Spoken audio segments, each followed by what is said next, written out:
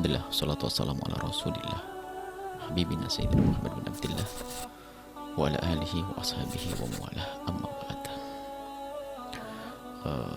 Kita perlu membuat satu koreksi untuk diri kita. Tujuannya adalah untuk membuat peningkatan. Dan di saat melihat orang lain, kita harus mendahulukan bagaimana melihat positifnya. Kalau melihat diri kita, lihat kekurangan kita. Itu baru adil. Kadang kita kalau melihat orang lain melihat sisi negatifnya, tapi melihat dirinya didahulukan positifnya sampai tidak bisa melihat kekurangannya. Jadi begini, kalau wanita seperti itu adalah aku, harus begitu. Kalau orang lain mari kita pandang. Alhamdulillah, dia biarpun masih sering chattingan tapi sudah pakai baju yang syar'i. Alhamdulillah. Semoga dengan baju syar'inya mendapatkan keberkahan sehingga dia bisa menjaga dengan sempurna. Seperti itu.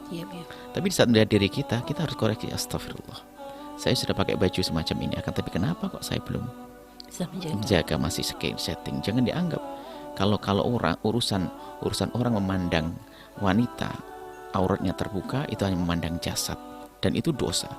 Tapi bagaimana jika orang serobos ke hati, lihat gara-gara chatting hatinya rusak, biarpun katanya kerudungnya panjang, bisa saja dia balelo melawan orang suaminya, keluarganya, sehingga dia melawan Allah juga, karena hatinya yang sudah rusak. Maka hendaknya anak-anakku semuanya, adik-adikku semuanya, jaga zahirmu dan juga jaga batinmu. Jaga zahirmu dengan menutup aurat tadi yang sudah sampaikan, istimewa. Menjaga zahir, menutup aurat, baju yang panjang tidak menampakkan lekuk tubuh dan semuanya, itu istimewa zahir. Tidak kalah penting menjaga batinmu, dan batin itu melalui dua pintu, mata sama telinga. Biarpun sudah ditutup rapat badannya, tapi kalau mata sama telinga tidak dibatasi mana yang harus dilihat, mana yang ini, maka itu akan masuk kotoran ke dalam hati. Mata membaca, mata melihat, telinga mendengar, ini semua yang akan merusak hati. Apalagi di saat kita ini adalah bukan saja urusan pandangan, bisa kita melihat mobil terpesona. Terpesonanya sangat tertentu.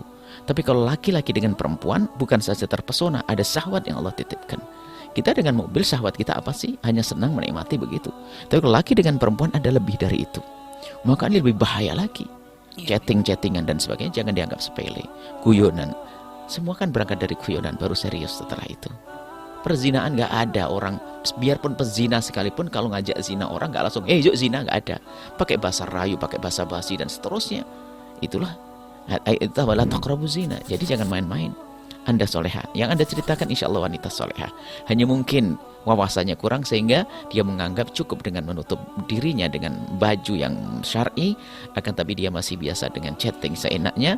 Insya Allah setelah mendengar pesan dari kami ini, beliau ini adalah sangat menjaga diri. Dia membatasi urusan chattingnya, tidak akan chatting kecuali untuk yang halal. Kalaupun dengan orang lain yang bukan mahram, itu hanya sebatas keperluan tugas atau mungkin urusan bisnis dan sebagainya, tidak lebih dari itu. Dan di saat dan harus peka.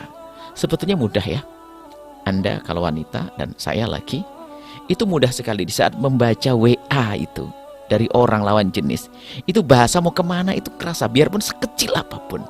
Karena dia apa? Kita itu punya perasaan, bukan mata saja yang baca dan akal yang bisa menangkap, tapi perasaan ini aneh. Dan kalau Anda sebagai seorang wanita menangkap sebuah WA itu ada sedikit aneh, langsung Anda pangkas. Bohong kalau tidak tahu. Anda punya perasaan, kecuali memang kita sudah mati rasa, orang gila. Jadi mudah menangkap, itu mudah.